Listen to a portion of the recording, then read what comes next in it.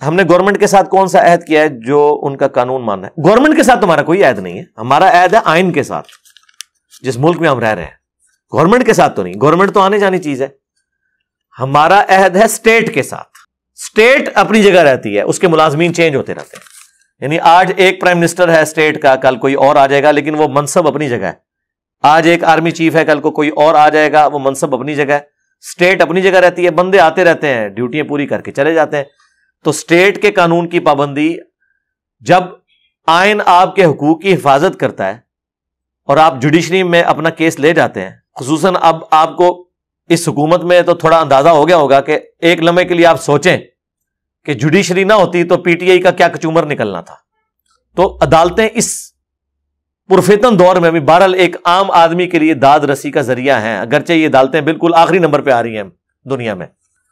میں تو 1% بھی ان سے متفق نہیں ہوں، ان کے ایٹیچیوڈ سے، ان کے جو فیصلوں میں ڈیلے کرتے ہیں۔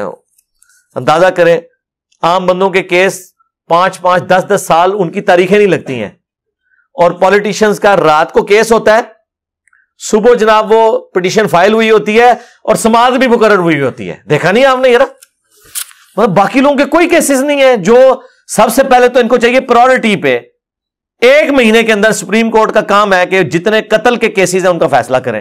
20 سال بعد فیصلہ کر رہے ہیں کہ جی وہ بندہ جو ہے نا بے قصور تھا، پتہ چلا اس کو مرے ہوئے بھی 5 سال ہو چکے ہیں، اس کی زندگی آپ نے چھین لی نا۔ لیکن یہ فیصلے کر رہے ہیں فلاں کی بیل لگانی ہے، فلاں کو بیل دینی ہے، فلاں کی لے لینی ہے۔ تو یہ سارے ایک دوسرے کی خدمت میں لگے ہوئے ہیں۔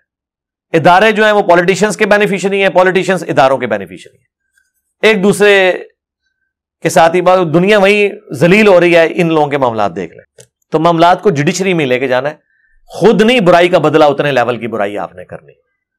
تو پھر اس کے بعد کیا ہوگا کہ صرف وہ برائی کا بدلہ آپ لے سکتے ہیں جس کا بدلہ لینا ممکن ہے۔